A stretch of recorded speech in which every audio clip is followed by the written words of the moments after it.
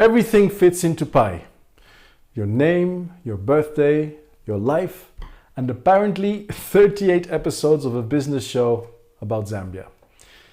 My life has been lifing, and hence my brief absence. As you know, we had the elections in Zambia recently, and I was invited to be an ECZ monitor, but in the midst of it all, my wife gave birth to a bouncing baby boy. And as a result of that, my interest in business in Indaba had to take a backseat, and I'm sure you understand. By February 1st, 2027, I will stand at a similar crossroads as I did back in 2017 when I decided to relaunch this channel. Back then, I decided to do a format on my own where I would create videos that would tackle one subject at a time, and I covered stories about the whole of Africa. Now, in those days, the monetization rules were different.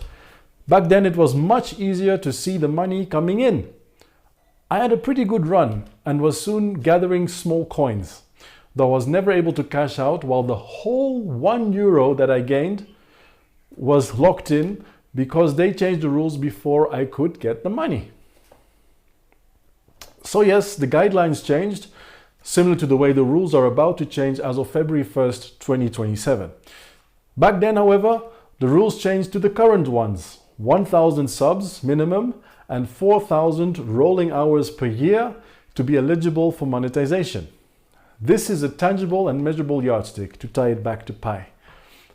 In February of next year, the rolling hours to make one eligible are going to go up to 8,000 hours, so it will be even harder to get in. The subs, however, will remain the same, the subscribers. It will be pegged at 1,000. Which means that we're in a race against the clock to get monetized before then. Because here is the thing. If I manage to get monetized now, pre-February 1st, 2027, then the old rules will apply, and I'll just need a mere 4,000 hours on rolling days to maintain monetization. And we're close, but I need your help to get over the finish line. And that's why I'm not as stressed as before this time around, because I have a secret weapon. I have you. In 2017, I had a mere 300 followers and a very broad library. Now I have a streamlined plan, and I'd like to tell you a bit more about the challenges that I faced from March of this year to get to where I am at the present time. You see, sometime last year in 2025, one of my good friends who runs one of the country's biggest media houses decided to reach out, like he does every election, and told me that we should collaborate and do a series about the upcoming elections. Since this was not the first time that he suggested it, and this is the first time that I actually was in the country to witness an election, I thought of Pi, of what one does with their life, the life in the circle. And I asked him, okay, if I was to do this, how many episodes would we be doing? And, he told me, okay, I'll get back to you on that to brainstorm. However, the more I thought about it, the more excited I got. And so I started researching and writing on my own. And before you know it, I had 38 episodes all ready to be filmed. So I reached out to my friend again, and I told him, here are the scripts, let's start filming. Unfortunately, our schedules and our ideas on whether to start before having a sponsor or maybe locking in a sponsor before starting derailed the project, and we were bogged down as a result. By now, though, I was heavily invested in the project. As a creative, those of you that are, you may recognize this, because often there are more shelved plans than final results. And this time around, I didn't want to have an excuse of having an unfinished product. So I decided to reach out to another friend to see if he could possibly come and take over by helping me film and edit instead of the other person. Mind you, both these media houses have a much bigger Facebook following than I do. And the plan was to have them help me film, edit, and share the links to the videos on their Facebook pages. Reason why is Facebook is much more popular in Zambia than YouTube. And this would help us gain monetization faster by pushing the traffic from their Facebook pages to my YouTube page. All in all, this friend helped me film all the 38 episodes in a mere 4 days. It was brutal. And I'm very grateful that we managed to do this. However, his schedule got so busy because he's so successful that he did not have the time to help me execute the rest, which was to give me 2 episodes a week from March until mid-July, giving us ample time before the elections would start. So I had to pivot again. Luckily, I had my brother coming down from the Netherlands visiting around April. So I bought a bunch of items online that would help me edit from my phone, which he kindly brought for me from the Netherlands. You see, I have a Google 9 Pixel Pro XL, and this phone is as powerful as a top-of-the-range desktop. It even renders faster than some PCs do. So I installed LumaFusion for editing. Costed me about, I think it was 20 or 30 euros, I don't remember.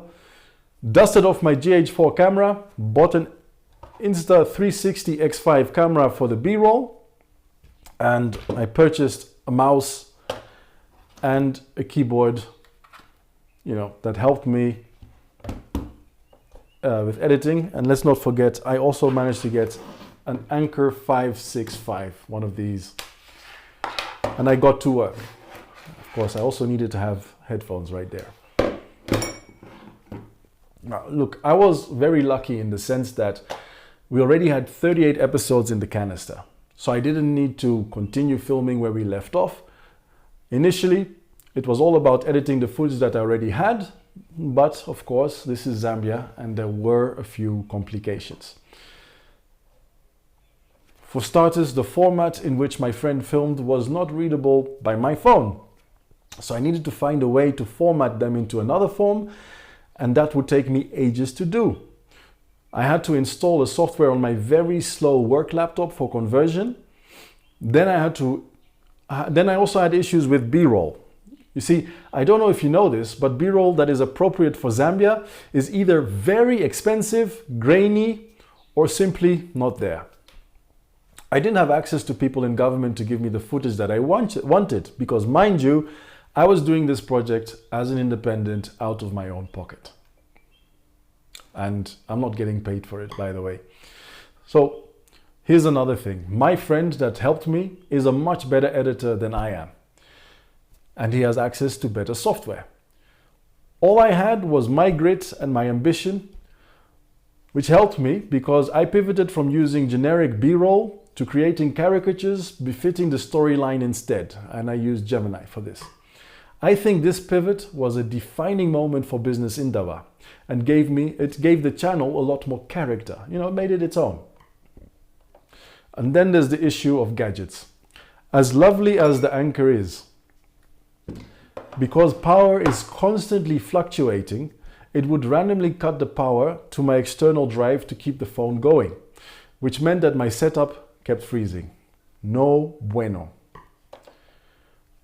I had to end up linking my external drive directly to my phone, and even then I encountered problems because I realized very late that if I don't import the footage that I wanted to insert in the video into LumaFusion itself, then the software will just keep crashing. The sound that I had was another issue. It wasn't great, and it took me a minute to figure out how to clean it. And it wasn't in LumaFusion. Let me tell you that. I'll be very honest. Because what I did is I was fighting the hardware, but then I found out a software cheat code that saved the entire project.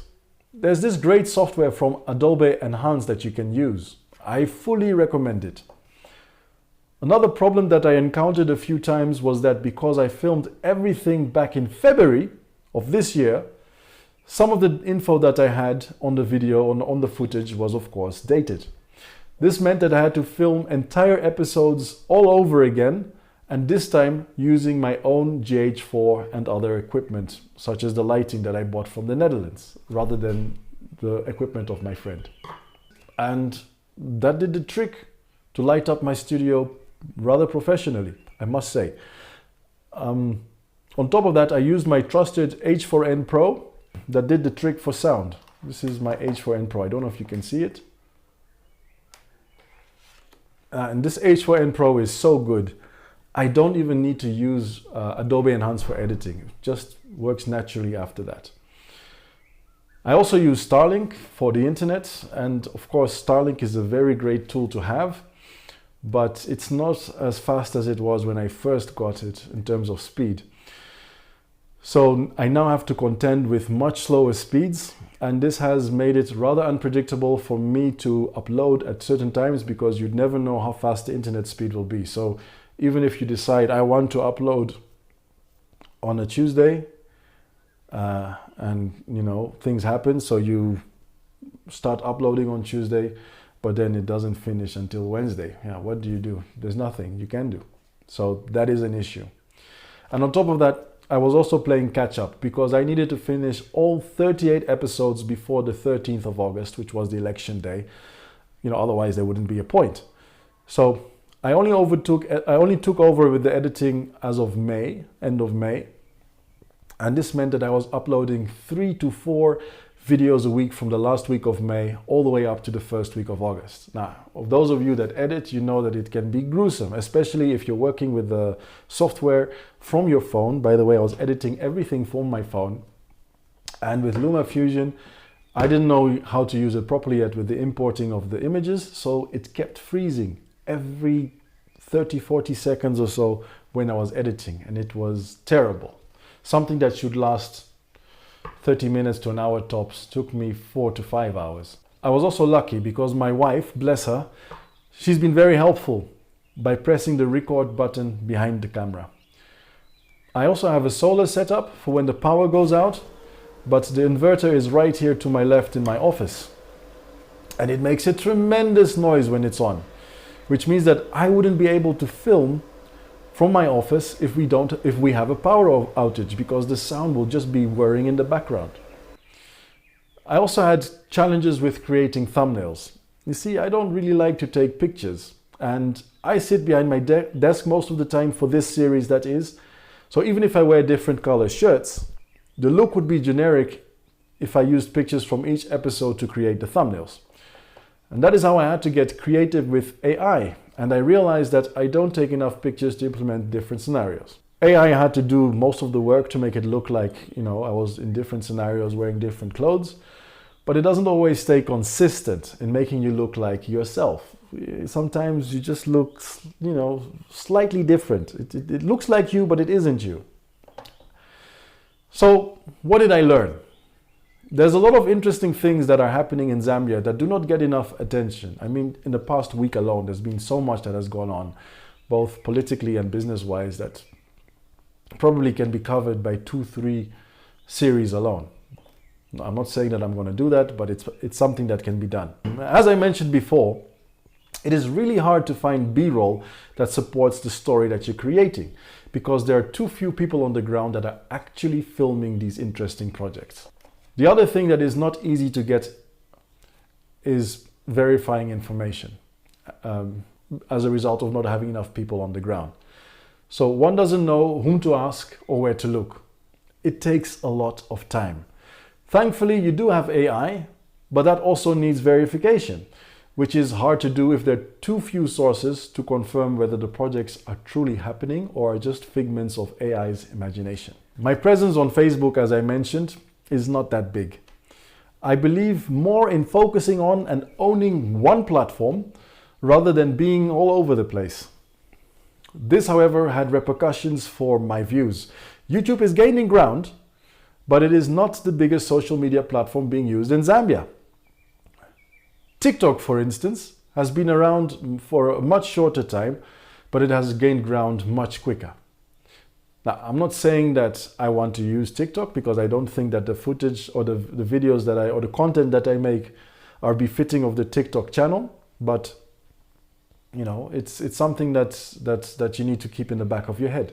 So what this means is that because I'm on YouTube, my traction and momentum has been much slower as a result, because YouTube is just not as popular as the other social media platforms, Facebook and TikTok. And I missed out on using two of my previous potential partners' platforms to grow. And instead, I've had to grow organically. Which, by the way, hasn't been a bad thing. We're gaining a lot. We're doing more than 107% growth per month. So it's tremendous. And this is not just in subscribers, this is also in views. In fact, our view hours are going up faster than the views that we're getting. And the retention of the viewers is actually much higher than the new views that we're getting. And that is a very interesting dynamic, but more on that later. One of the things that I did realize, or that I thought, and I had to recalibrate on, is the thought that I was thinking there would be a much bigger buzz around the Zambian economy with the elections approaching. This is also part of why I actually decided to relaunch the channel at this point in time. I expected that, assessing the economy would be a criteria for those voting by holding a ledger on the improvements or perhaps lack thereof under the current government. And that did not quite happen in the way that I expected it to. Whether this is because people didn't get to see my videos on time or that they simply do not care as much on something as the economy as a ledger, that I can't prove.